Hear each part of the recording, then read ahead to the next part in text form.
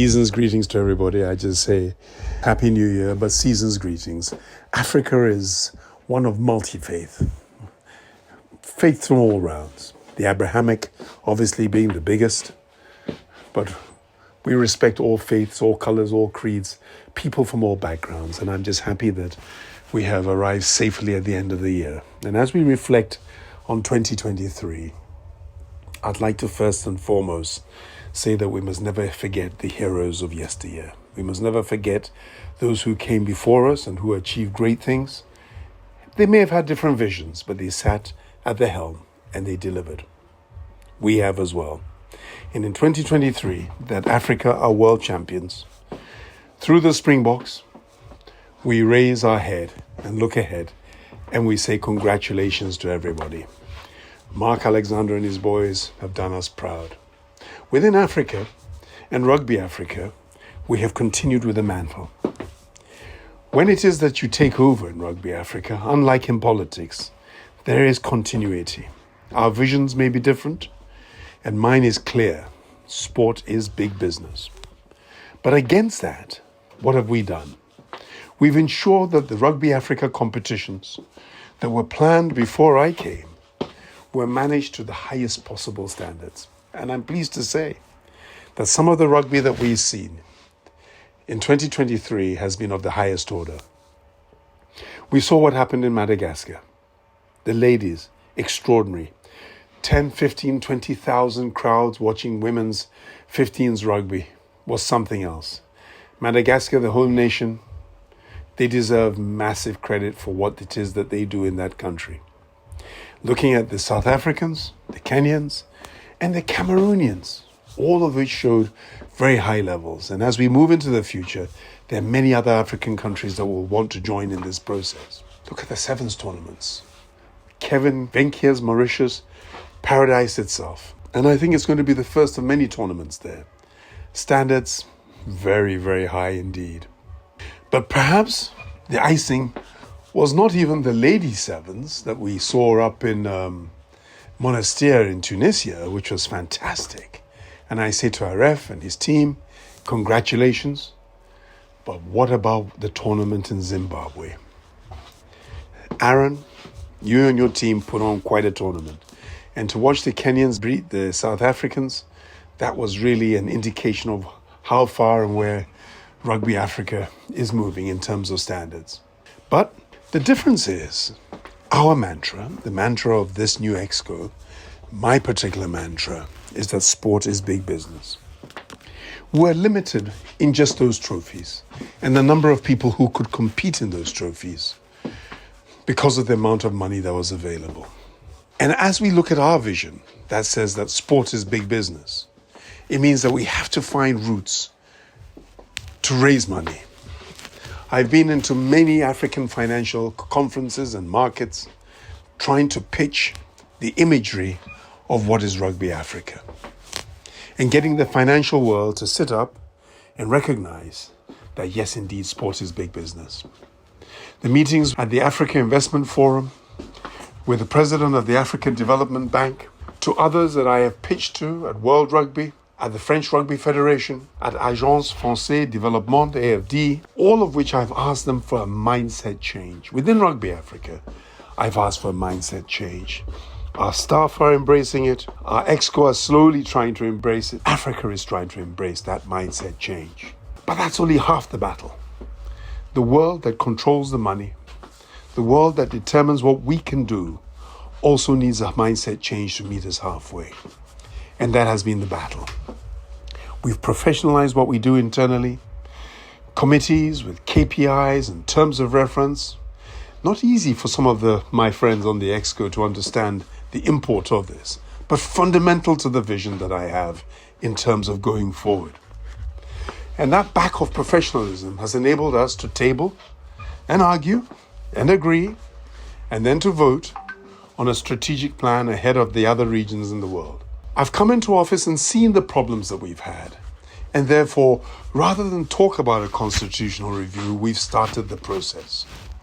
Framework, discussion, acceptance, disagreement, back to committees, back out again, substance in, And now it's with our own professor himself, Saeed, as he goes through it, looking at the processes, not necessarily agreeing, but that's part and part of the parcel. And then pushing it through until we send it through to external lawyers, back to the Exco for that big debate. And then back onto our members who determine and give us our power. Yes, our power is derived from all 39 to 40 states within Africa who are members of Rugby Africa and have paid up their dues. So these are huge achievements that we have put together as we move forward, clearly trying to move the dial. And we all understand that money loves cleanliness, money loves peace, and therefore our own internal governance systems must be very clear. Perhaps the biggest achievement is that within 6 to 8 months, we were able to get the problems in Morocco resolved, and we were able to get the Vice President of Rugby Africa, Nasser Bourja, reinstated in his rightful position as the Vice President of Rugby Africa. We've tackled the governance issues in Cameroon, which are ongoing.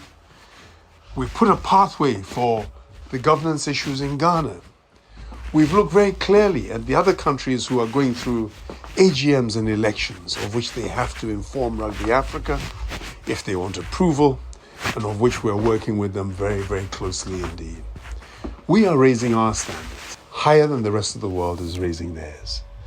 And all as I say as we move forward is that we need to come together. We've changed our financial policy. We've looked at our models for competitions. We now insist that any country who's hosting a competition must pick up all the hosting rights.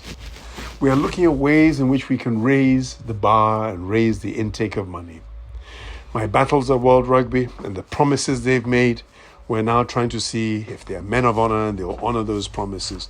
So we see increments in the amount of money that comes back into Rugby Africa to enable greater competitions. But I need to thank my members. I've looked all around at Fetang and the boys in Southern Africa, where Lesotho, Eswatini, Mozambique, Botswana have come together and have already staged competitions. I've seen what has happened between countries like Guinea and Sierra Leone coming together to play. When my dear brother Sofiane also said that Algeria and Senegal will be playing a match. And what about the incredible Godwin from Uganda, where the whole Uganda men and women's team have toured and have played matches in Tunisia. That is really something else. And I'm very much aware of the plans that are afoot, where Kamanda in Rwanda, Albert in Burundi are working closely with Tanzania and other countries to put together regional tournaments. Ghana has been playing Togo and Benin and one match in Burkina. Roland has also called about their own tournaments before the year ending. So despite it, we have a greater level of rugby activity than we've had in the past. And I say thank you and congratulations to all of them. It makes the work of working harder to raise money all the more motivational. Sport is big business. We are the world champions. And as we go into 2024 and 2025, we've sown the seed for possible investments in the second half of 2024. That should lay the right grounds going into the future.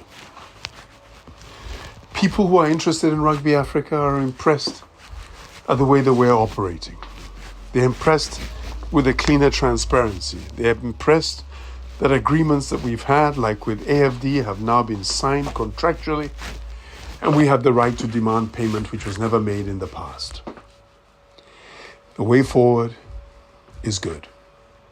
And this is not down to me, this is down to everybody. Rugby Africa is blessed to have a team of great staff who are working together and are embracing the new way forward. And all I say to everybody is give us time. 2024, leading into 2025 and 2026, you're going to see a stronger, wealthier, more determined Rugby Africa. So that by the time I depart, my successors should have a wonderfully strong, purposeful, competitive region. Good luck for 2024. And remember, Africa as one can never be defeated.